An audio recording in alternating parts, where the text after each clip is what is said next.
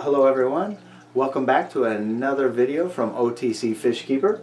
My name is Dave and today I'm going to talk about what are some of the cool things you can do with some of the tanks you can pick up. Now I mentioned you can get some really good deals on Craigslist and that's true. You can get some really good prices, some cheap prices. I even found one for free, but I was too slow, somebody beat me to it.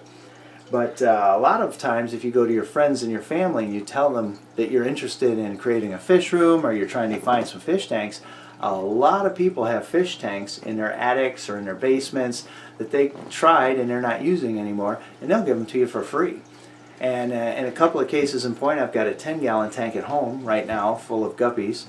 It's another mistake I made, but I'll explain that one another time.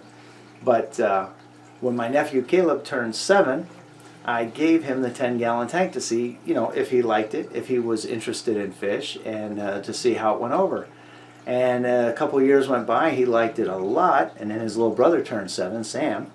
So we gave the 10-gallon tank to Sam, and I gave Caleb this 29-gallon.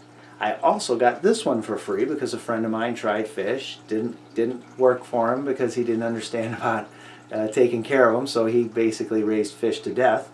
And then he gave me the 29-gallon tank. 29-gallon tanks are really, really fun because I kind of think that they're the biggest of the small tanks in my opinion. They're right there, right at the biggest of small. They have a nice viewing field. They have good capacity. You can put really small cichlids in there, or you can put a nice community of fish, which my nephew has got a real nice community in his. And I think the colors and the fish, just fantastic. They really, he's got all the different levels of the tank, which on a 29-gallon, you get all 3 levels. You get your top, your middle, and your bottom. Some of them seem to think I'm going to feed them. They're kind of following my hand there. But in this particular tank, he was getting ready to set it up after he had to die off.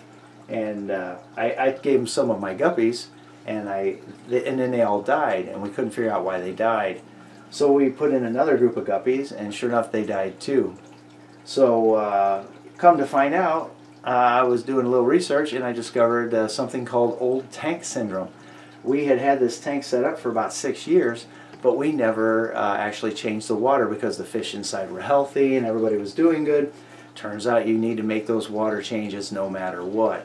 So as soon as we found that out, we made a 1/3 water change, and then we made regular water changes for a couple of weeks.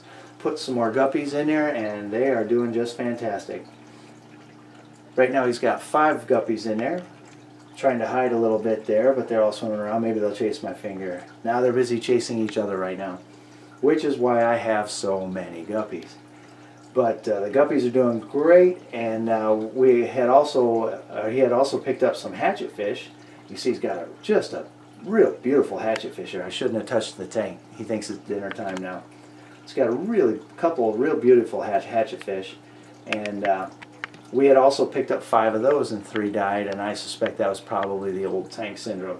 But they must be a little tougher than guppies because these 2 at least live. And then once we started the water changes, everybody was happy. Those are 2 really nice looking hatchet fish. And then he asked me about guppies.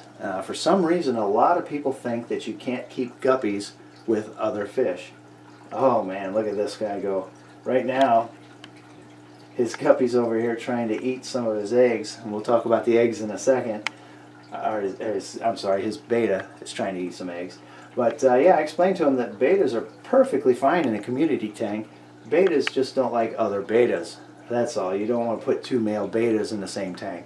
But one by himself is always... I've never seen a beta hurt any other fish.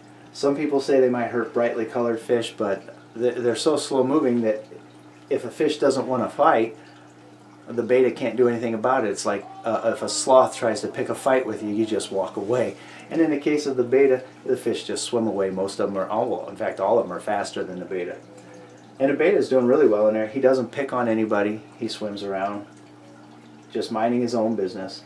And we've also got a powder blue gourami in there. Oh, now he's going to hide now that I've talked about him. And somewhere in there we've got a dwarf gourami hiding. The powder blue and the dwarf had words for a little while, nothing serious, but they seem to have worked it out, and now the 2 of them don't really show any aggression towards each other whatsoever. He's got himself a nice little long fin black skirt tetra, and for a while he had a very old tetra like that, black skirt tetra, and with the long fins, and he put a couple of white skirt tetras in there, and they picked on him and ate his fins until he had short fins. So whenever you trade tanks and fish with someone like this, it's really convenient that whenever fish pick on each other in a little tank like this, he can just give them to me and I put them in with the goldfish. You may have seen them in there. And when they see those giant goldfish, those black skirt or those white skirt tetras kind of run for their lives before they realize it's harmless. But at the same time, it's a nice, safe home to put them in, and they're actually quite happy. They're in my 265 gallon that we talked about last time. And recently, Caleb has picked up some neon tetras. He got his first school of neon tetras in there. They're doing really well. They look fantastic. And I was supposed to talk about them last, but I just messed up. So I'll come back to the neon tetras. But we've also got some corridor cats in there. 3 Cories, and not only are they doing well, they're doing extremely well, because if you check the glass, I don't know if you can see it with the camera, but right here there's some eggs. In the back in this corner there's some eggs. On this wall you can't see it because it's a wall, but there's some eggs here. There's some eggs in the back, and last week we pulled some eggs out. So far we've been able to hatch the eggs, but the babies have all died. I think maybe we need to hatch some brine shrimp for them or something. But we're going to give that another try, obviously, since they keep giving us more eggs to hatch. And now the neons, we got us a nice little school, and I'll switch over now to the video from us picking them up a couple of days ago.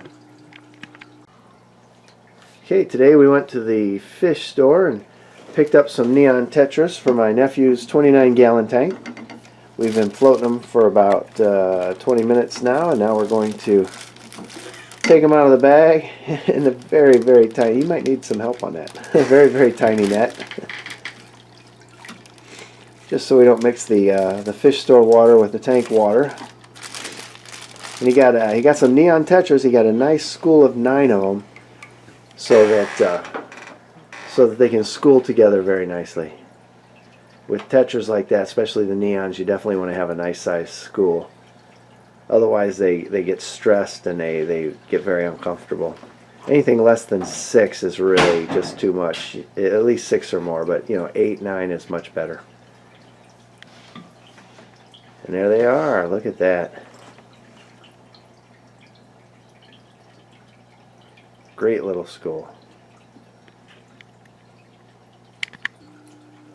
Alrighty, so I hope everybody enjoyed today's video, and it's only partially linked to the fish room, but I think it's an important part, sharing your hobby with your family, your friends, or anybody who's interested in a hobby that you can really help to enjoy the subject, and then you can give them advice, and you can have them hit the subscribe button right alongside of you, and both of you can watch our videos and hopefully learn a little bit about fish keeping on the cheap. Try to keep it nice and low cost. So until next time, I'll see everyone later.